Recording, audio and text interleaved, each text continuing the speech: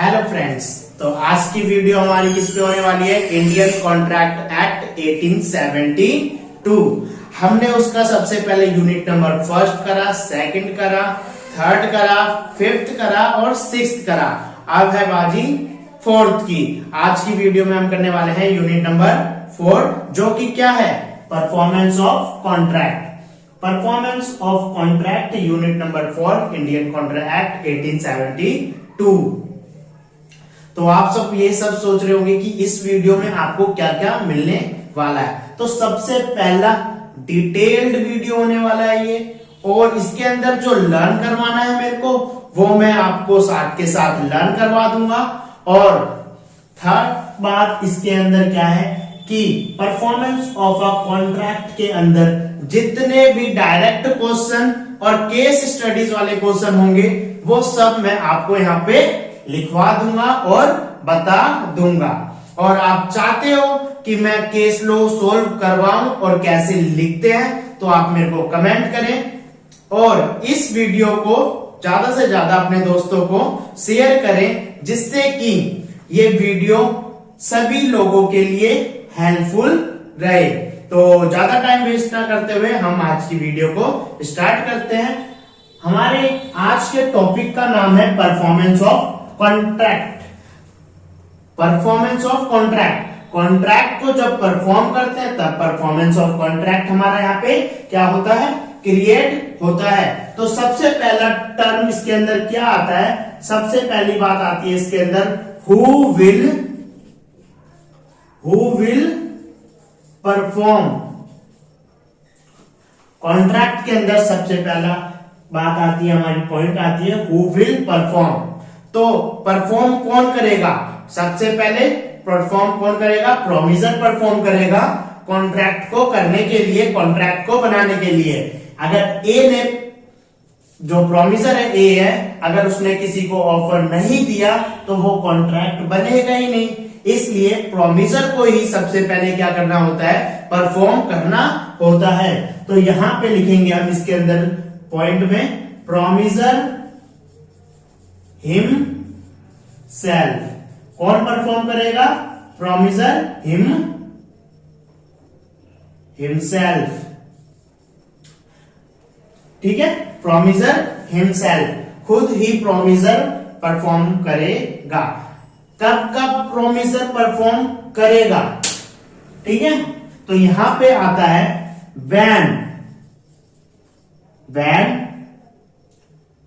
required promiser skill and diligence। ठीक है, जब प्रोमिसर की रिक्वायर्ड है स्किल, डेलीजेंस मतलब लगन।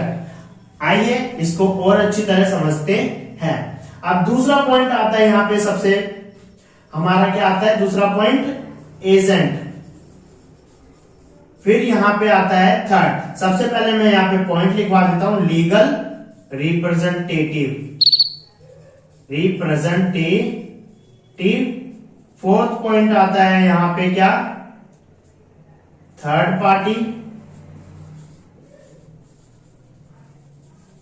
और joint promisor.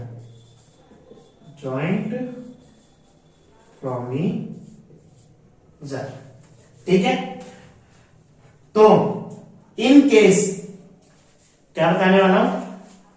Who will perform, कौन परफॉर्म कर सकता है? तो सबसे पहला प्रोमिसर हिमसेल्फ, दूसरा एजेंट, तीसरा लीगल रिप्रेजेंटेटिव, चौथा थर्ड पार्टी और फिफ्थ जॉइंट प्रोमिसर। अगर मान लो एक कॉन्ट्रैक्ट हुआ, ए और बी में क्या हुआ? कॉन्ट्रैक्ट हुआ। ए को क्या करना था? यहां पे किसी को पेंटिंग बना के देना था। ठीक है, यहां पे मान लो कि ए की क्या रिक्वायर्ड थी? स्किल रिक्वायर थी, लेकिन यहां पे ए की क्या हो जाती है? डेथ हो जाती है। क्या हो जाती है? डेथ हो जाती है। इन केस ए की जब डेथ हो जाती है और कॉन्ट्रैक्ट में रिक्वायर है प्रोमिसर की क्या? स्किल तो वो कॉन्ट्रैक्ट वहीं पे क्या हो जाते हैं, रेपुडिएट हो जाते हैं। वो कॉन्ट्रैक्ट क्या हो जाते हैं, रेपुडिएट हो जाते हैं, टर्मिनेट हो जाते हैं, मतलब खत्म हो जाते हैं। ठीक है, जब उसकी स्किल रिक्वायर होती है तब।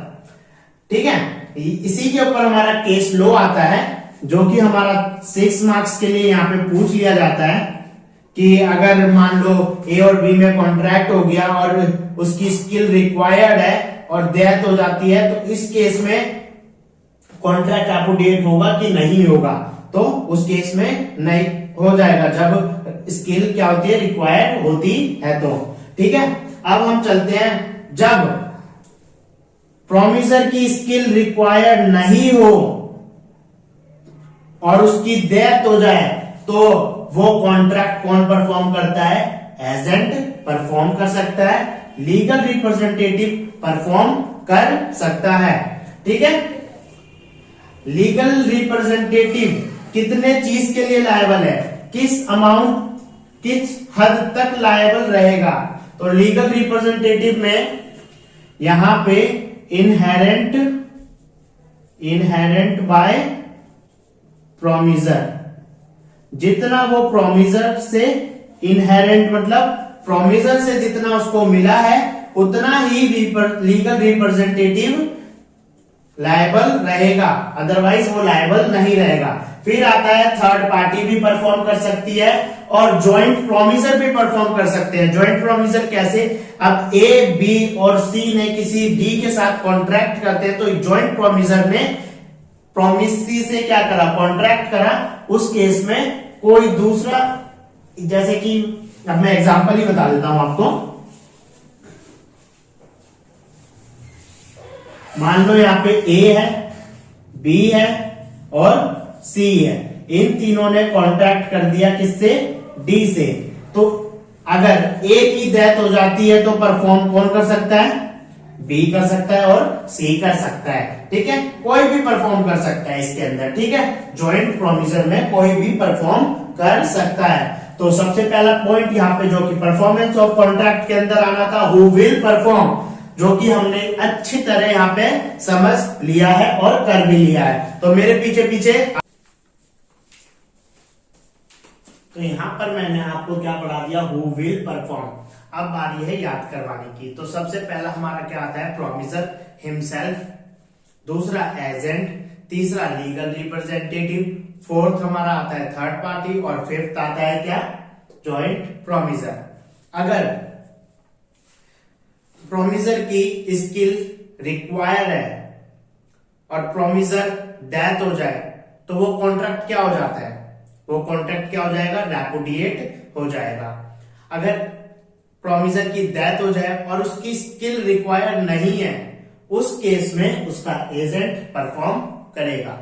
ठीक है, ये हो गया हमारा पहला टॉपिक, हु विल परफॉर्म। दूसरा टॉपिक आता है सक्सेशन एंड असाइनमेंट। ये क्या है, तो इसको सबसे पहले नोट डाउन करना चाहे तो नोट डाउन कर लीजिए, वरना मैं अब इसको रफ कर देता हूं।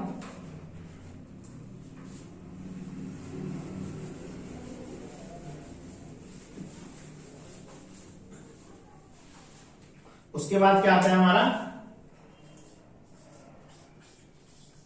सक्सेशन, दूसरा टॉपिक आता है सक्सेशन एंड असाइनमेंट।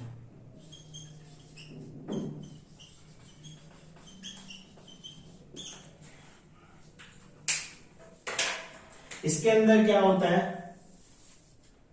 और असाइनमेंट के अंदर क्या डिफरेंस है। इसके अंदर बस समझने की बात है, ये याद करने की जरूरी नहीं है, वैसे याद हो ही जाएगा। इसके अंदर both burden and benefits transferred हो जाते हैं।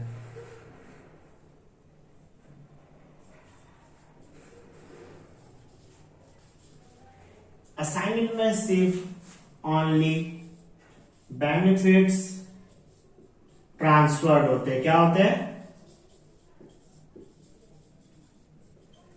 सक्सेशन में बोथ बर्डन एंड बेनिफिट्स दोनों ट्रांसफर होते हैं और असाइनमेंट में ओनली बेनिफिट्स ट्रांसफर्ड होते हैं। ये दोनों हम पढ़ेंगे डिटेल्ड में सीए इंटर के लेवल पे। तो अभी हमारे जो सीए फाउंडेशन के उसमें है बस सेशन में बहुत बर्डन एंड बेनिफिट्स ट्रांसफर्ड हो जाते हैं और असाइनमेंट में क्या होते हैं, ओनली बेनिफिट ट्रांसफर्ड होते हैं। तो अब थर्ड पॉइंट आता है यहाँ पे हमारा क्या आता है, अटेम्प्टेड परफॉर्मेंस, कि हम कब मान लेंगे कि हमने परफॉर्मेंस को अटेम्प्ट कर दिया। तो वो देखते हैं। यहां पे अब हमारा आता है थर्ड पॉइंट, क्या आता है, अटेम्प्टेड परफॉर्मेंस। कब मान लेंगे कि हमने परफॉर्मेंस को अटेम्प्ट कर दिया, देखते हैं अभी। या सबसे पहला पॉइंट इसके अंदर आता है जब अनकंडीशनल हो, हमने कोई कंडीशन ना रखी हो, ठीक है, अनकंडीशनल होनी चाहिए। दूसरा, पहला अनकंडीशनल हो गया, उसके बाद आता है at a proper time, at a proper time and place. पहला अनकंडीशनल हो और वो एक्सेप्टेंस अपनी नहीं दे रहे हो, परफॉर्म ना ले रहे हो, तो हम मान लेंगे हमने परफॉर्मेंस क्या कर दिया, अटेम्प्ट कर दिया। दूसरा, हम अगर प्रॉपर टाइम पे और प्रॉपर प्लेस पे दे रहे हैं लेकिन वो फिर भी नहीं ले रहे, तो हम तब भी मान लेंगे कि हमने परफॉर्मेंस को क्या कर दिया, अटेम्प्ट कर दिया। और थर्ड पॉइंट आता है इसके अंदर, to give opportunity, to give opportunity to verify the goods. हम अपॉर्चुनिटी दे रहे हैं किसको, बायर को या प्रोमिजी को, कि वो अपना गुड्स क्या कर ले, चेक कर ले, ठीक है। तो उस टाइम पे भी वो अगर नहीं कर रहे परफॉर्म, तो हम मान लेंगे कि हमने क्या कर दिया, अटेम्प्टेड परफॉर्मेंस हमारा हो गया है। तो यहां पे हमें इन तीनों पॉइंट को याद करना है। तो अटेम्प्टेड परफॉर्मेंस के कितने पॉइंट, 3 पॉइंट। सबसे पहला पॉइंट, अगर अनकंडीशनल हो। दूसरा point, at a proper time पे हो, प्लेस पे हो। तीसरा पॉइंट, हम क्या दे रहे हो, अपॉर्चुनिटी दे रहे हो चेक करने की, गुड्स को चेक करने की। तो to give the opportunity to verify the goods. तो तब हम मान लेते हैं कि हमने अपने परफॉर्मेंस को क्या कर दिया है, अटेम्प्ट कर दिया है। तो ये 3 पॉइंट हमें याद कर लिए हैं। अब इसको मैं रफ कर देता हूं, चलते हैं आगे की वीडियो को स्टार्ट करते हैं।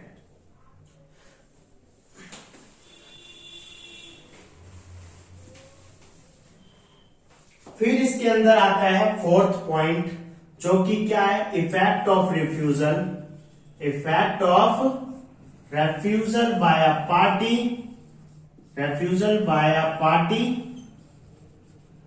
to perform, ठीक है।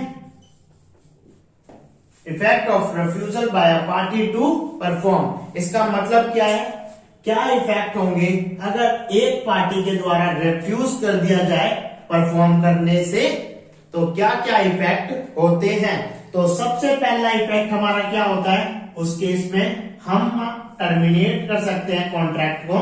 क्या कर सकते हैं, टर्मिनेट दी कॉन्ट्रैक्ट को एंड कर सकते हैं। दूसरा पॉइंट आता है हमारा यहाँ पे, या तो हम अपने कंडक्ट, अपने वर्ड्स के द्वारा शो ऑफ कर सकते हैं कि हम अभी भी इंटरेस्टेड हैं उसकी कंटिन्यूएंस में, ठीक है। पहला तो हम टर्मिनेट कर सकते हैं।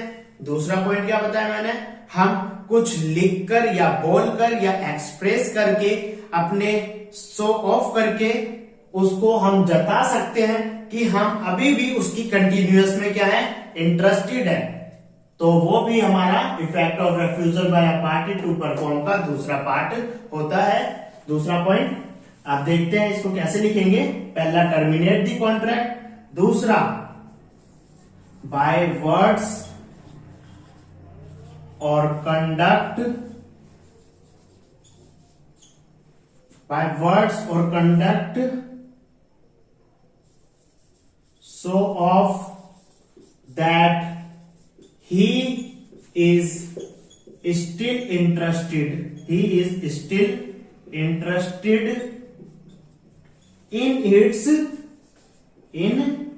its continuance क्या है, अभी भी इंटरेस्टेड है उसकी कंटिन्यूएंस में। तो इसको भी याद करना है हमें। Effect of refusal by a party to perform, सबसे पहला टर्मिनेट द कॉन्ट्रैक्ट, टर्मिनेट कर सकता है। दूसरा, या तो अपनी इच्छाओं को उस तक पहुंचा के वो ये जता दे कि मैं अभी भी उसके कंटिन्यूएंस में इंटरेस्टेड हूं। तो ये हमारा effect of refusal by a party to perform complete होता है। आप इसको यहाँ पे नोट डाउन कर लीजिए। इतने में अभी थोड़ी देर में आता हूं।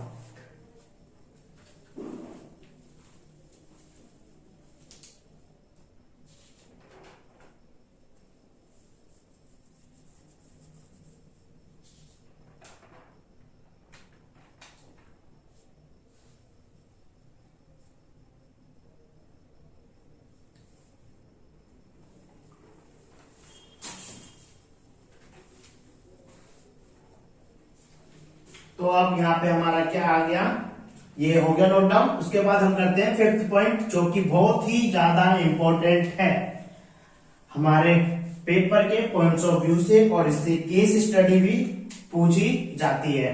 तो फिफ्थ पॉइंट हमारा क्या है यहाँ पे, लायबिलिटी ऑफ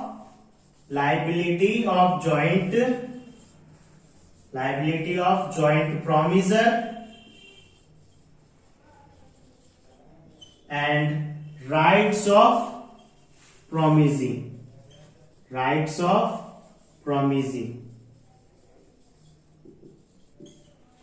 तो क्या क्या लायबिलिटी है जॉइंट प्रोमिसर की, और राइट क्या है प्रोमिसी के पास।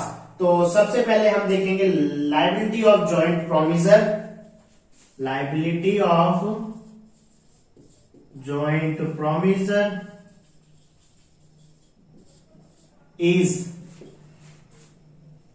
is joint and several। इसके अंदर अब हमारे आते हैं 3 पॉइंट, वो मैं आपको अच्छी तरह एक्सप्लेन कर दूंगा, उसकी कोई टेंशन मत लेना। तो सबसे पहला पॉइंट आता है one of the parties compelled to the other. अब इस पॉइंट का क्या मतलब है, अब हम वो देखते हैं।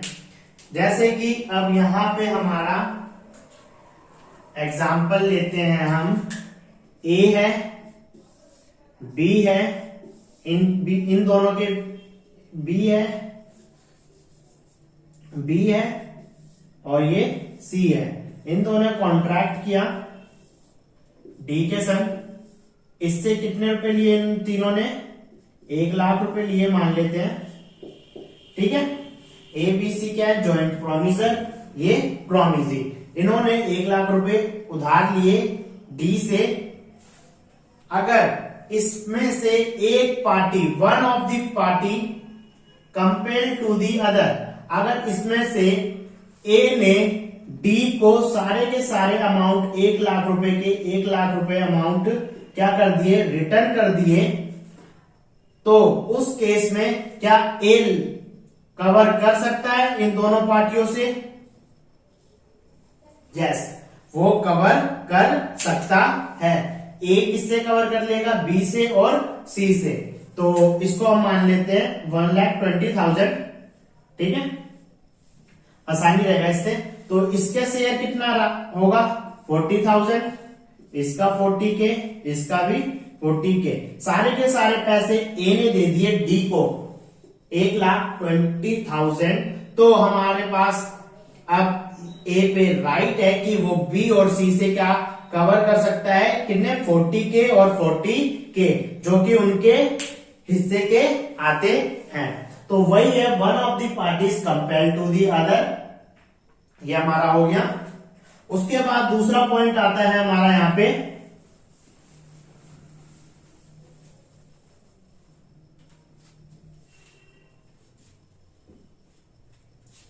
If party defaults. डिफॉल्ट्स का मतलब मान लो इनसॉल्वेंट हो जाता है उस केस में क्या होगा, इनसॉल्वेंट। अब ए है और बी है, सी है, इन तीनों को ही 1,20,000 रुपए देने हैं डी को, इसका हिस्सा 40,000, इसका भी हिस्सा 40,000, इसका भी हिस्सा 40,000। ए बी सी क्या है, ज्वाइंट प्रोमिसर, डी है प्रोमिसी।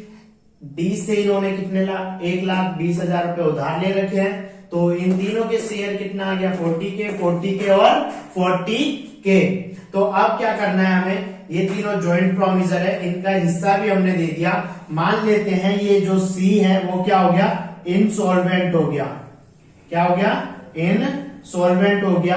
तो इसके पास 1 रुपया भी नहीं है देने के लिए। अगर मान लो उस केस में क्या हो जाएगा, जो ये 40 के जो सी का हिस्सा है वो ए और बी को बियर करना पड़ेगा और इक्वल रेशो में करना पड़ेगा। 40 का 20 के ये ले लेगा और 20 के ये ले लेगा। इसका मतलब ए को कितना रुपए देना पड़ेगा, डी को 60 के, 40 के तो उसके खुद के और सी के कितने 20 के उसको देने पड़ेंगे। ठीक है, ये हमारा इफ पार्टी डिफॉल्ट्स हो जाता है तब अप्लाई होगा। थर्ड पॉइंट आता है इसके अंदर, if प्रोमिजी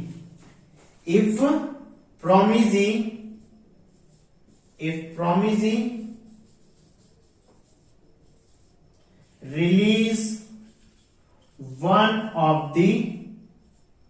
of the joint promiser। तो अब इसका एग्जांपल लेते हैं हम, यहाँ पे ये सेकंड का इसको रफ कर देते हैं। A B C joint promisor है, डी से उन्होंने उधार ले रखा है 1,20,000 का, इन तीनों का शेयर 40 के और 40 के है। अब मान लो यहां पे डी ने सी को रिलीज कर दिया, बोला कि तुम मेरे को मेरे पैसे मत दो, मैं उनसे 1,20,000 रुपए लूंगा। मान लो अब इन्होंने 60 के किसको दे दिए, डी को दे दिए। ए और बी रिकवर कर सकते हैं सी से 20 के ईच। ठीक है, वो दोनों ही सी से क्या कर सकते हैं, रिकवर कर सकते हैं। ऐसा नहीं है कि प्रोमिसी ने क्या कर दिया, उसको रिलीज कर दिया, वो दोनों लायबल रहेंगे सी से रिकवर लेने में। ठीक है, तो ये 3 पॉइंट हमारे आते हैं। Liability of joint promisor is joint and several. इस पे केस लो भी आ जाता है, तो मैंने आपको केस लो बता दिया है, केस लो आप प्रैक्टिस कर लेना। अदरवाइज मैं लाऊंगा वीडियो, उसके अंदर सारे केस लो होंगे और सारे टॉपिक मैं उसके अंदर कवर करवा दूंगा। तो इसको नोट डाउन कर लें।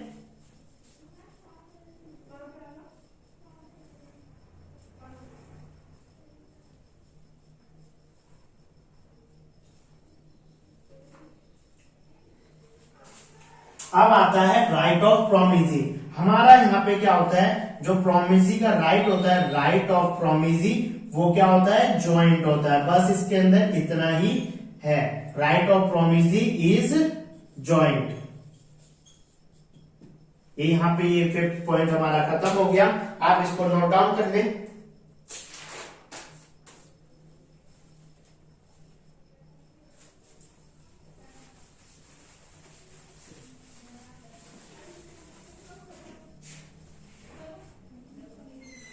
सिक्स्थ पॉइंट आता है हमारा यहाँ पे कौन सा, contract which need not to be performed. Sixth point क्या आ रहा है यहाँ पे, contract which need not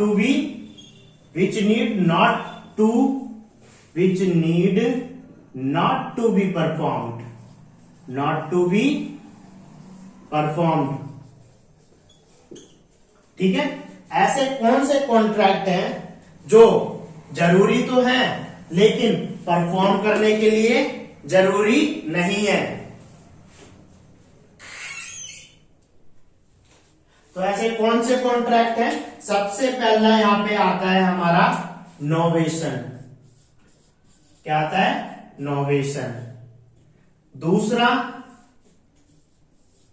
recession. तीसरा आता है रेमिशन। और चौथा आ जाता है इसमें अल्ट्रेशन।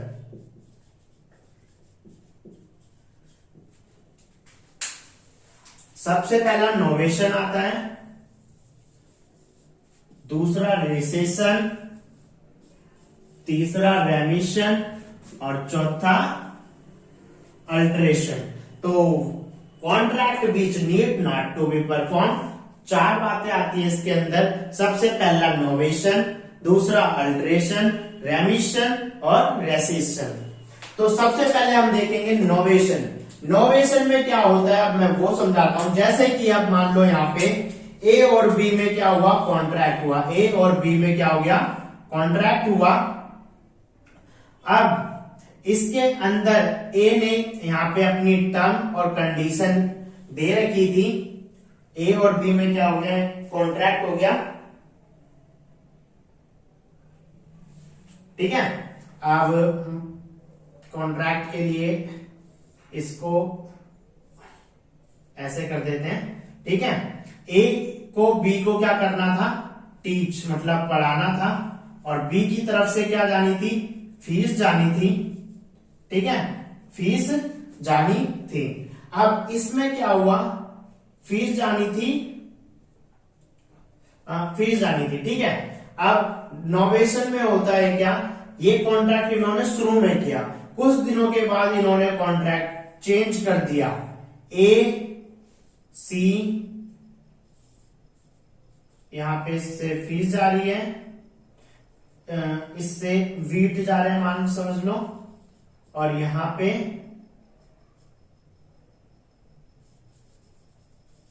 ये मान लेते हैं।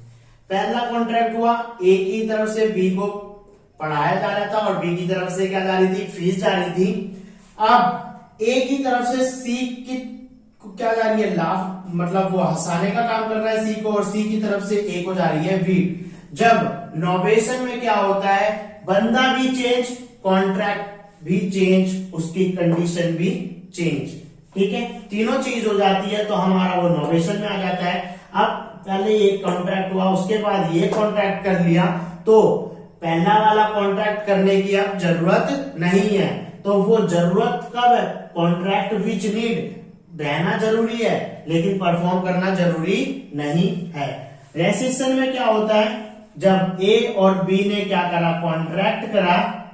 ठीक है, आपस में। उसके बाद उन्होंने इस कॉन्ट्रैक्ट को कैंसिल करके एक नया कॉन्ट्रैक्ट कर लिया, तो पहले वाला कॉन्ट्रैक्ट करने की क्या है? उनको जरूरत नहीं है।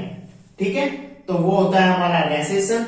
रेमिशन में मान लो ए और बी के बीच में कॉन्ट्रैक्ट होना था, बी की तरफ से 20K जाना था और ए की तरफ से कार जाना था, लेकिन ए की तरफ से अब यहां पे क्या जा रही? कार जा रही है बी को, लेकिन बी बोल रहा है मैं इसके 10K दूंगा। ठीक है, जो पहले वाला था वो जरूरी तो है रहना कॉन्ट्रैक्ट, लेकिन परफॉर्म करने की जरूरत नहीं है, तो ये कैंसिल हो जाता है और इसको परफॉर्म करना रहता है। बस इसको जरूरी नहीं है परफॉर्म करने की। अल्ट्रेशन में भी सेम नोवेशन जैसा होता है। नोवेशन में क्या चेंज हो जाता है? बंदा भी चेंज, कंडीशन भी चेंज, और बंदा भी चेंज हो गया, कंडीशन भी चेंज हो गई, और इसके अंदर सिर्फ क्या रहता है? कंडीशन चेंज होती है, बंदा सेम रहता है। अब जैसे ए को पेन बेचना था, ए को बी को पेन देना था और इसको कितना? 10K देना था, लेकिन अब वो इसको पेंसिल दे रहा है बी को और उसके बदले 5K ले रहा है। तो ये पहले वाला कॉन्ट्रैक्ट परफॉर्म करने की हमें जरूरत नहीं है, दूसरा वाला परफॉर्म करने की जरूरत है। तो contract which need not to be perform, सबसे पहला पॉइंट नोवेशन, अल्ट्रेशन, रेमिशन और रेसेशन। रेसेशन मतलब कॉन्ट्रैक्ट को खत्म कर देना। ठीक है, ये हमारा यहाँ पे कंप्लीट हो जाता है। मैंने आपको आई होप याद भी करवा दिया होगा। अगर याद नहीं हुआ तो मैं आपको एक बार और याद करवा देता हूं। सबसे पहला पॉइंट नोवेशन, दूसरा अल्टरेशन, रेसिशन और रेमिशन। तो अब चलते हम 7th पॉइंट पे। 7th पॉइंट क्या आता है? Discharge of contract.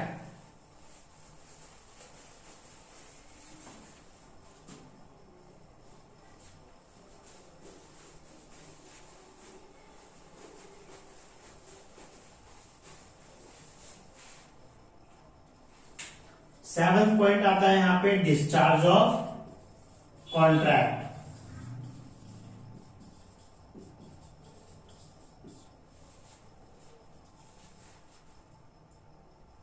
Discharge of contract, contract को खत्म करना। कब कब कॉन्ट्रैक्ट को खत्म कर सकते हैं? तो इसके में मैंने यहाँ पे एक वो बना रखा है, आप वो देखें। लॉबी में बैठकर पीएम जी ने पी रम। लॉबी में बैठकर पीएम जी ने पी रम। बोलोगे आप ये क्या करवा रहे हैं? ये याद करने की टेक्निक होती है जिससे कि आपको डिस्चार्ज ऑफ कॉन्ट्रैक्ट पूरा याद हो जाएगा। लॉबी में बैठकर पीएम जी ने पी रम। तो अब इसके हम पॉइंट लिखते हैं। सबसे पहला पॉइंट है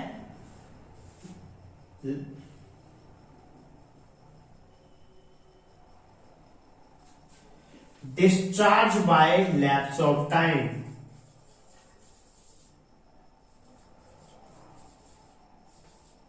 लैप्स ऑफ टाइम, टाइम के ज्यादा होने पर वो कॉन्ट्रैक्ट क्या हो जाता है? डिस्चार्ज। तो हम उसको बोलते हैं एल से discharge by lapse of time.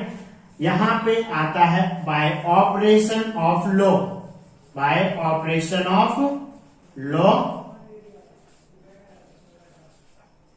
यहां पे आता है बाय ब्रीच ऑफ कॉन्ट्रैक्ट। क्या आता है? By breach of contract. अगर हम कॉन्ट्रैक्ट को तोड़ देते हैं वैसे भी वो डिस्चार्ज ऑफ कॉन्ट्रैक्ट हो ही जाता है। आई से इम्पॉसिबल एक्ट। अगर हम कोई भी ऐसा कॉन्ट्रैक्ट जो इम्पॉसिबल है करने के लिए, वैसे कॉन्ट्रैक्ट भी क्या होते हैं? डिस्चार्ज ऑफ कॉन्ट्रैक्ट हो जाते हैं। पी से यहां पे आता है हमारा परफॉर्मेंस। बाय परफॉर्मेंस, अगर कोई भी कॉन्ट्रैक्ट है हम उसकी परफॉर्मेंस दे देते हैं तो वो कॉन्ट्रैक्ट वैसे डिस्चार्ज हो जाता है। एम से आता है merger of right. By merger of rights. R से आता है अनरीजनेबल फैसिलिटीज। ठीक है, आर से क्या आता है? Unreasonable facilities. इसका क्या मतलब होता है? जैसे कि अब ए और बी में कॉन्ट्रैक्ट होना था और ए को कुछ ऐसी नेसेसरी चीजें देनी थी, एलिमेंट्स देनी थी, जिससे कि बी को क्या करना था? उसका घर बनाना था। अगर वो ईंटें नहीं देगा, सीमेंट नहीं देगा तो बी कैसे घर बनाएगा? तो जहां पे पहला परफॉर्म्ड किसको करना होता है? प्रोमिसर को। तो उसने परफॉर्म नहीं किया तो वैसे कॉन्ट्रैक्ट हमारा यहाँ पे डिस्चार्ज ऑफ कॉन्ट्रैक्ट हो जाता है। उसके बाद आता है यहाँ पे एम से म्यूचुअल एग्रीमेंट। म्यूचुअल एग्रीमेंट जो जो इंपॉर्टेंट है वो मैंने आपको यहाँ पे समझा दिए। यहाँ पे क्या आता है? लॉबी में बैठकर पीएम जी ने पी रम।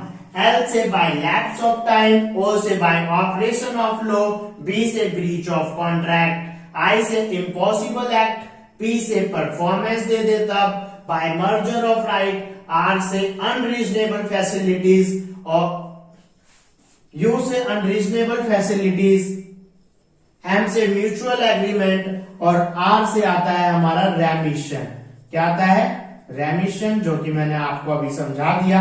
अगर हम इसके अंदर रेमिट या वेवर ले लेते हैं, इसको दूसरा नाम भी बोलते हैं वेवर, ठीक है, उसके अंदर अगर हम रेमिशन ले लेते हैं तो वो कॉन्ट्रैक्ट भी यहाँ पे डिस्चार्ज हो जाते हैं। तो ये डिस्चार्ज ऑफ कॉन्ट्रैक्ट यहाँ पे हमारा कंप्लीट हो गया। आई होप मैंने इसको अच्छी तरह समझा दिया है। तो चलते हैं अब नेक्स्ट पॉइंट पे, 8th पॉइंट पे। जब तक के लिए आप इसको नोट डाउन कर लीजिए।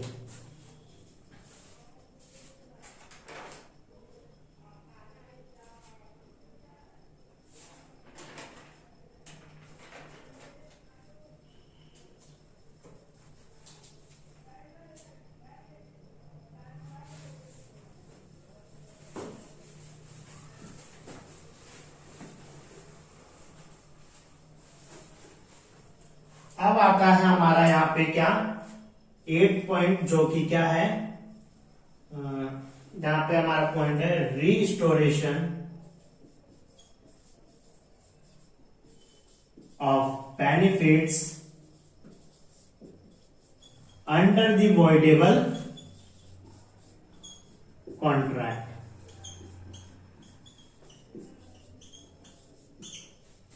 इस पे भी एक केस लोग कई बार पूछे गए हैं आपसे, तो इसको अच्छी तरह समझें। Restoration of benefits under voidable contract, इसके अंदर दो टाइप के हो जाते हैं हमारे, एक तो वॉइडेबल और दूसरा वॉइड। वॉइडेबल इसके अंदर क्या आता है, अब वो देखते हैं। पहले एग्जांपल देख लेते हैं। ए है और एक इंश्योरेंस कंपनी है, ठीक है। इसने अपना इंश्योर करवाया, इंश्योरेंस कंपनी ने इसका इंश्योरेशन कर दिया, और ए ने यहां पे क्या दिया, प्रीमियम दे दिया अपना, ठीक है। जब इसने इंश्योरेंस कंपनी वालों ने ए से डिटेल मांगी थी, ए ने अपनी एज को मिस रिप्रेजेंट कर दी, मिस रिप्रेजेंट कर दी। इसकी एज थी वैसे 16 और इसने बता दी 18, तो अपनी एज को मिस रिप्रेजेंट कर दी इसने। यहां पे इंश्योरेंस कंपनी ने इससे 2 मंथ का प्रीमियम ले चुकी थी। जब इनको पता चला कि ए माइनर है, तो वो कॉन्ट्रैक्ट क्या हो जाते हैं, वॉइड एब इनिशियो हो जाते हैं वैसे तो। लेकिन यहां पे क्या हुआ, इसने इंश्योरेंस कंपनी वालों के साथ गलत किया, तो क्या हो जाएगा, यहां पे ये एग्राइव्ड पार्टी हो जाएगी, और ए क्या हो जाएगी, गिल्टी पार्टी हो जाएगी। एग्राइव्ड पार्टी के ऑप्शन पे ये कॉन्ट्रैक्ट क्या हो जाता है, वॉइडेबल हो जाता है। लेकिन जो ये 2 महीने का इसने प्रीमियम दे दिया था इंश्योरेंस कंपनी वालों को, वो प्रीमियम रिटर्न कर दिया जाएगा किसको, ए को, ठीक है। Restoration of benefits under voidable contract. I hope आपको समझ में आ गया होगा अच्छी तरह। वॉइडेबल कॉन्ट्रैक्ट के अंदर जो इंश्योरेंस कंपनी वालों ने 2 महीने का प्रीमियम ले लिया था ए से, वो रिटर्न हो जाएगा एग्राइव्ड पार्टी के ऑप्शन पर। और वॉइड में भी सबसे पहली चीज क्या आती है, बेनिफिट्स को रिटर्न कर दिया जाता है। कोई भी बेनिफिट्स अगर ले लेते हैं हम, तो वो बेनिफिट्स रिटर्न कर दिए जाते हैं। इसके अंदर एक दूसरा पॉइंट भी आता है, अगर कोई सिक्योरिटी देता है तो सिक्योरिटी कभी भी रिटर्न नहीं किए जाते। तो ये हमारा है restoration of benefits under voidable contract. अगर आपसे ये पूछता है कि ए और बी में कॉन्ट्रैक्ट हो गया, बी ने किसी के साथ गलत कर दिया और उसने उसको इतने रुपए दे दिए थे, तो उस टाइम पे जो एग्राइव्ड पार्टी है उसके ऑप्शन पे ये कॉन्ट्रैक्ट वॉइडेबल हो जाता है। और जिस भी पार्टी से किसी और पार्टी के पास बेनिफिट जाते हैं, वो रिटर्न आ जाते हैं। यही हमारा केस लो इस पे बनता है। अब हम चलते हैं आगे। अब आता है हमारा 9th पॉइंट, जो कि बहुत ही इंपॉर्टेंट है, रेसिप्रोकल प्रॉमिसेस। तो इसको रफ कर देता हूं अभी थोड़ी देर में, जब तक के लिए आप नोट डाउन कर लें।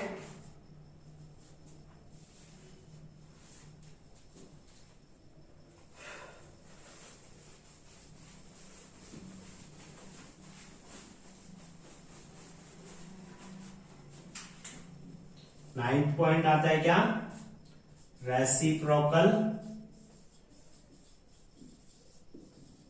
प्रॉमिसेस। ये सेक्शन 2F में डिफाइन कर रखा है।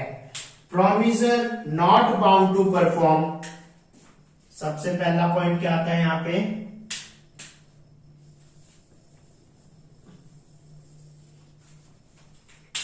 सबसे पहला पॉइंट आता है यहां पे,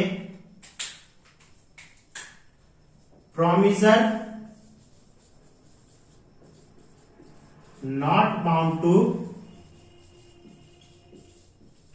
perform unless reciprocal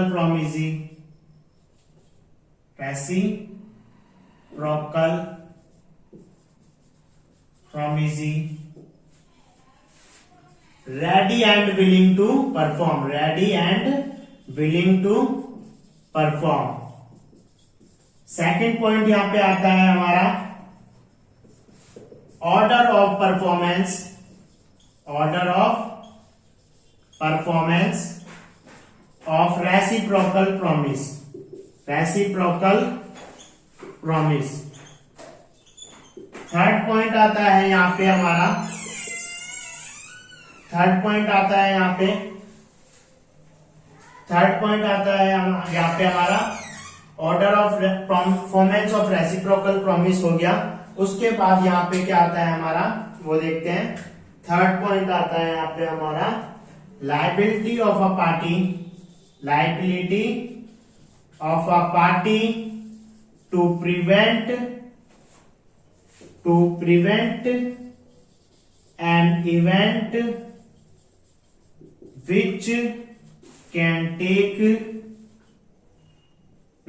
take effect.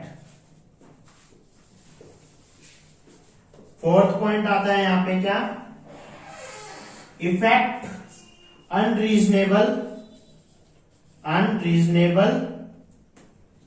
Facilities, जो कि हमने उसके अंदर करा था. फिफ्थ पॉइंट यहां पे आता है effect of failure, effect of failure as to promise where time is essential, where at the time fixed